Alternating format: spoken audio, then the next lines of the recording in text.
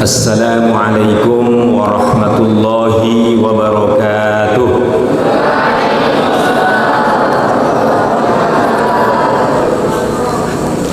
Alhamdulillahilladzi allafa baina qulubina fa asbahna bi ni'matihi ikhwana.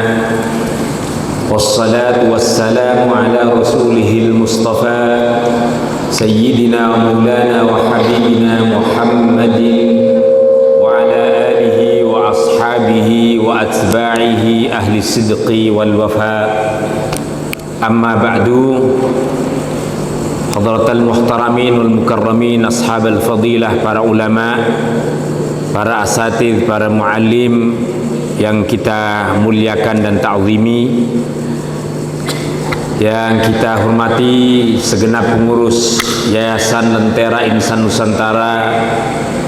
Hadir bersama kita Al-Ustaz Dian Muhammad Anwar MSI, Al-Ustaz Muhammad Sirajuddin M.Hum Al-Hafidh yang sekaligus Kepala Madrasah Aliyah, para Kepala Madrasah dan Pesantren, hadir Ustaz Andi Prasetyo SPDI, Kepala Madrasah Sanawiyah Pesantren Al-Ustaz Lutfi Maulana, dan untuk pesantren Banat Ustazah Wahyuni, para asatidz ustazah semuanya.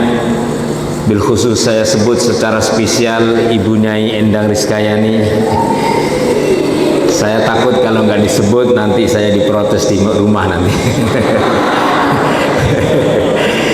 Para asatidz ustazah semuanya, anak-anakku sekalian, para banin dan banat, santri semua, bil khusus para pengurus Osaka, baik yang telah dimisioner maupun yang terpilih, semua yang saya cintai dan banggakan.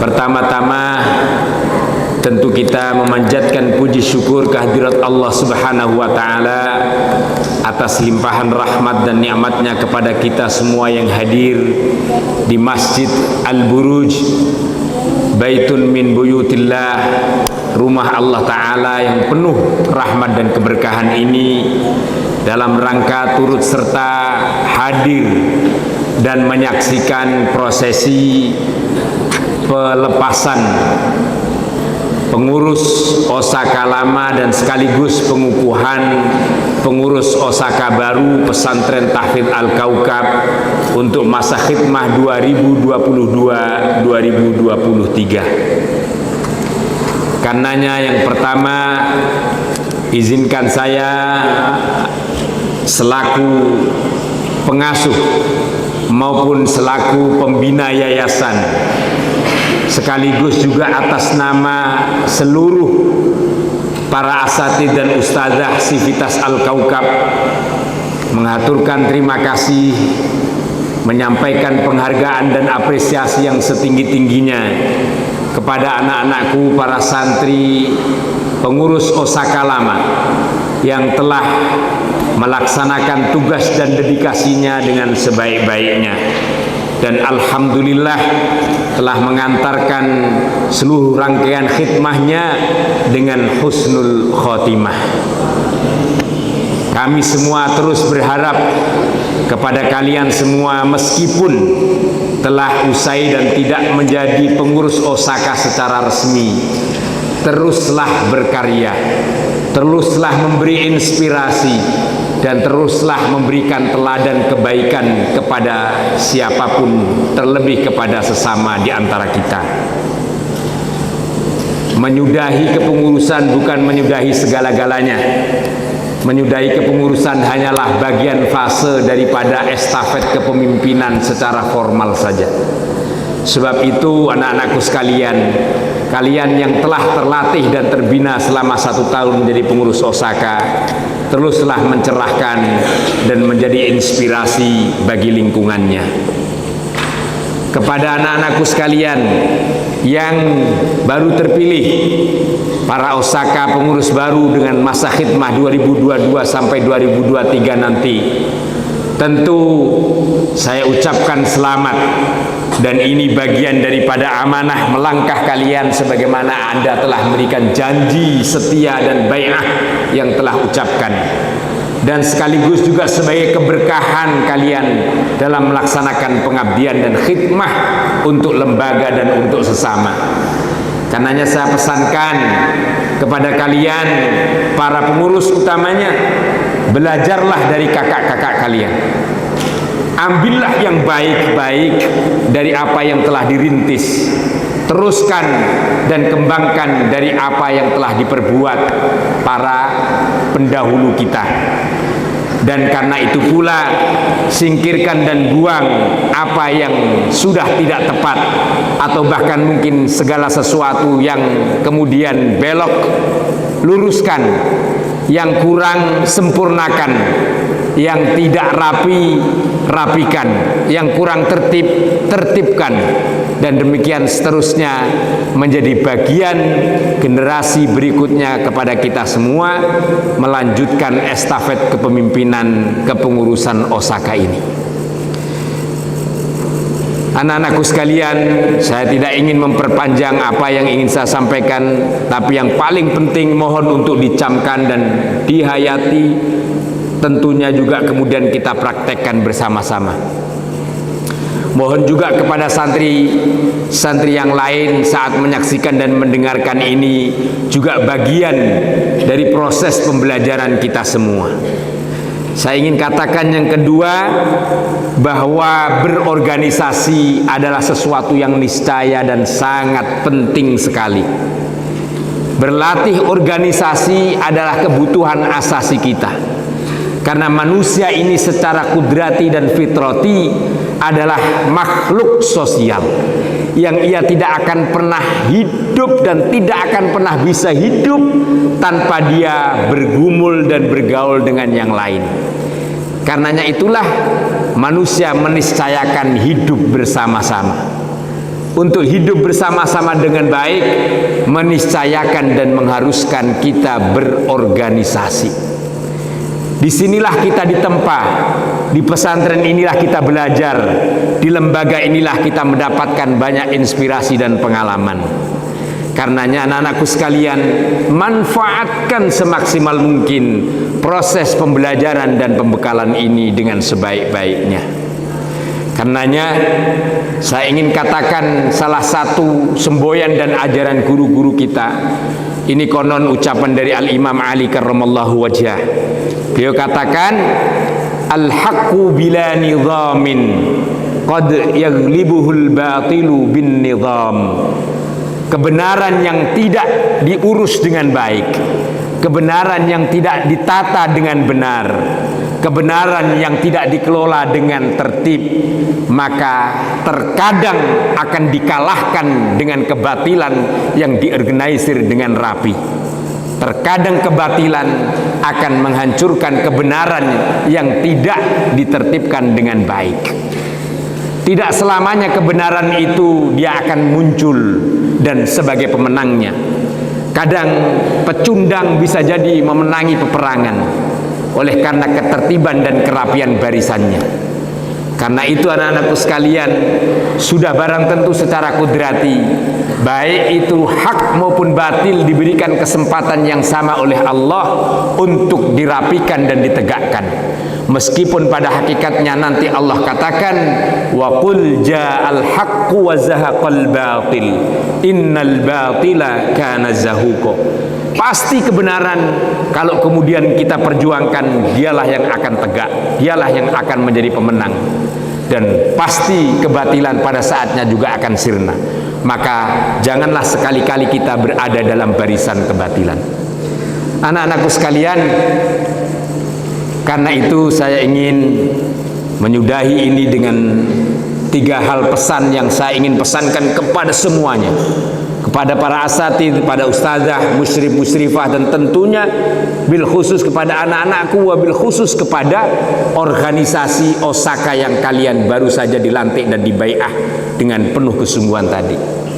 Yang pertama, tolong ini dicamkan dan kemudian diawasi, dipraktekkan bersama-sama selaku seluruh sivitas Al-Kaukab ini, bahwa di pesantren Al-Kaukab ini siapapun yang ada di dalamnya, mulai dari office boy atau security atau cleaning service atau guru atau siapapun, terlebih para santri, tidak ada celah dan tidak ada kamusnya di Al-Kaukab praktek pembulian.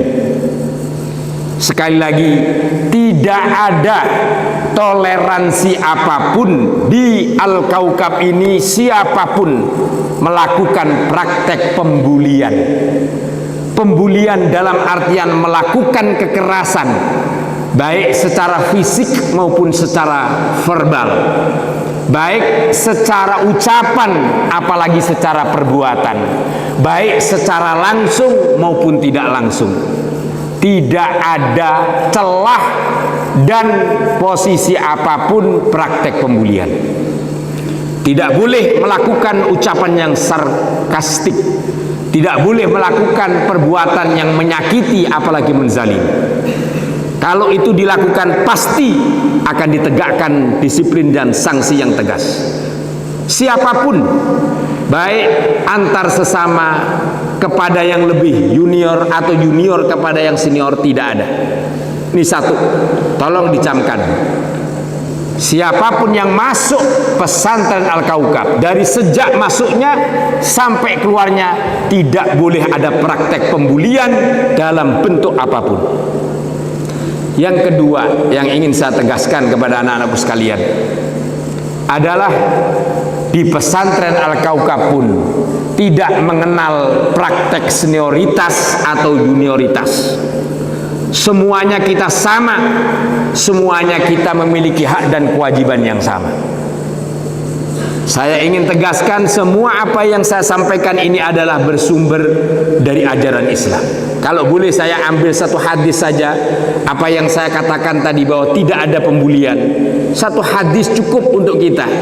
Kata Nabi dalam hadis sahihnya, "Matsalul mu'minin fi tawaddihim wa tarahumihim wa ta'atufihim kal jasadil wahid." Perumpamaan orang mukmin kita semuanya ini dalam hal mengasihi, dalam hal menyayangi, dalam hal saling peduli, kata Nabi, kal jasadil wahid, persis seperti satu tubuh, tidak pernah dipisah oleh apapun. Maka kata Nabi, idzashtaka 'adwun minhu tada'a lahu sairul jasadi bis-sahri wal humma.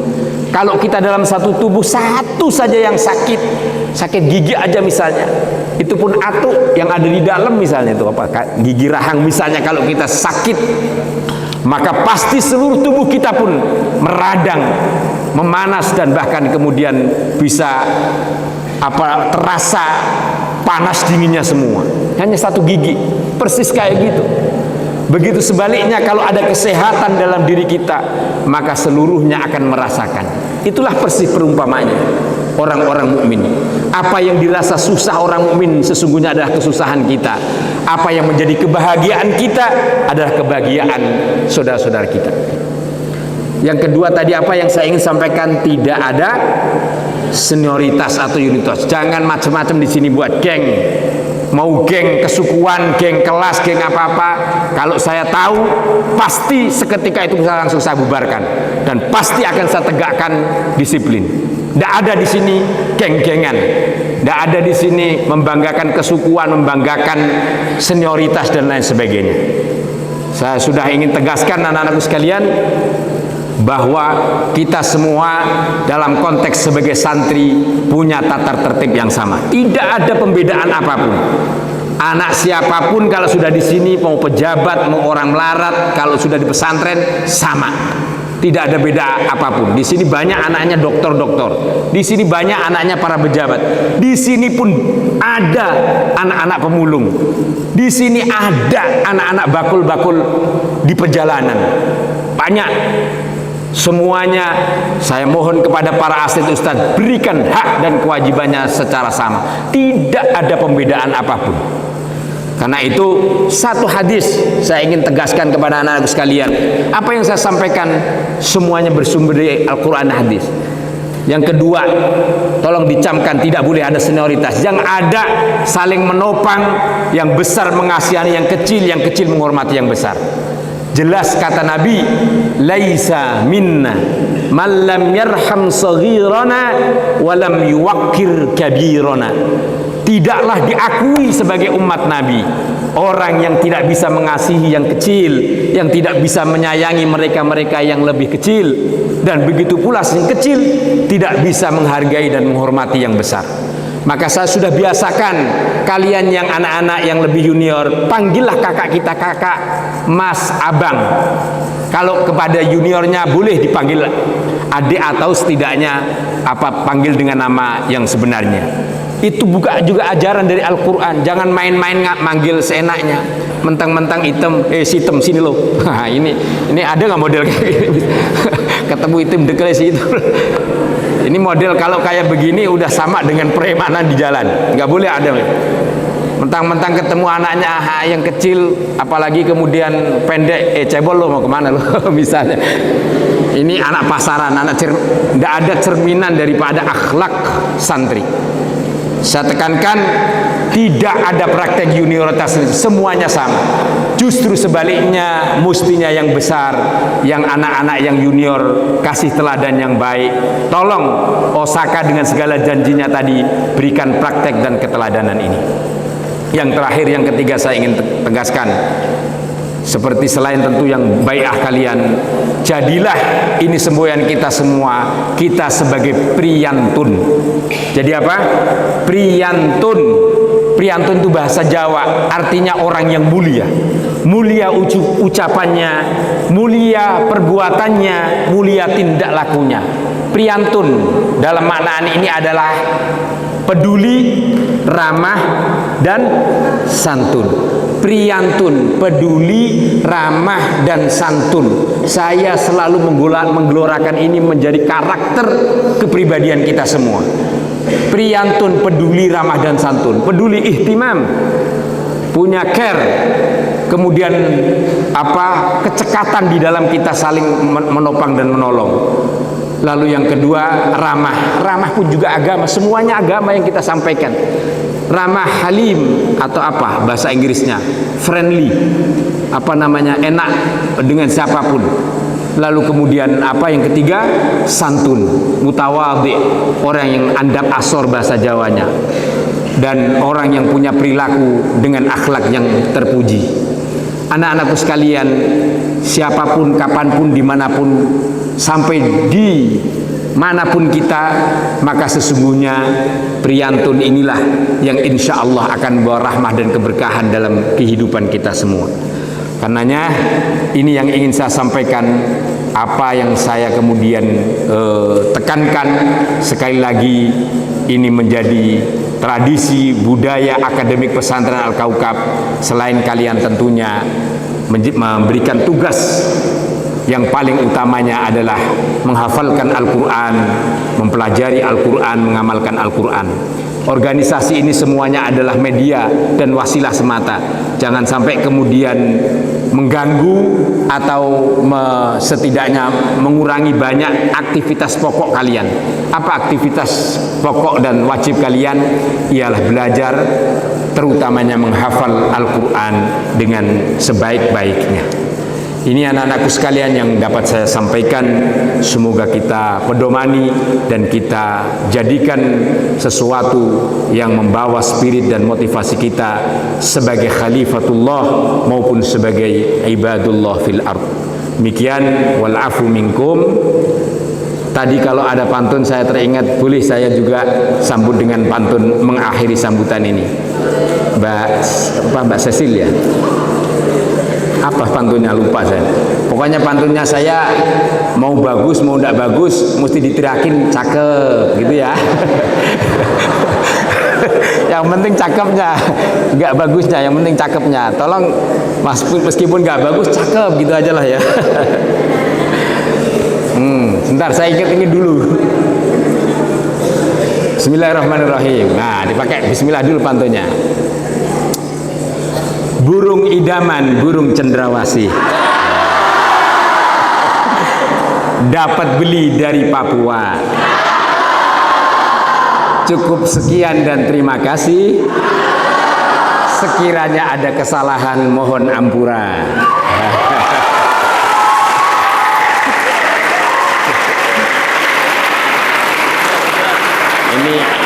Cukup.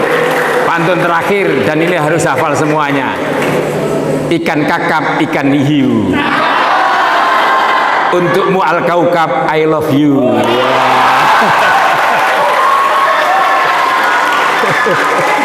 Terima kasih. Wassalamualaikum warahmatullahi wabarakatuh.